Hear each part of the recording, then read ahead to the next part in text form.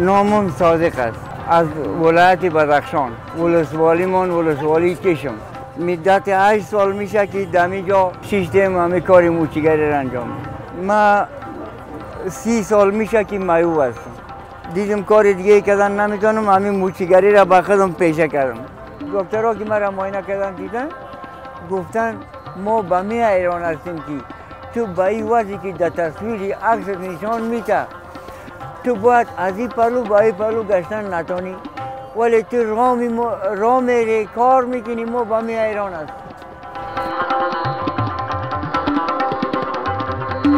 موسیقی را دوست دارم. اگر جای باشه که تفریح برم دوست دارم. با طفلای خرد که برم یکی باشه، 2 تا باشه، 10 تا باشه، دمگردم جمع میشه. باز مثلا اونا را سوار میشن در پشتم رقمی من میرم اونا خنده میکنن. نه 25 سال میشه که کسب خودم است. دیگه 8 سال هم میشه که بابا هم سایم است. مثل یک پدر بوری در بغل مشکل کار میکنه. اینجا مردم ها میایه پیش چای میخورن، نان میخوره، خدمتش میکنه.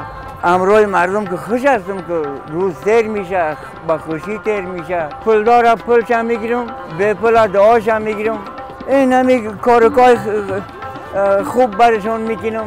مردم مرا دوست داره، ما مردم دوست داریم.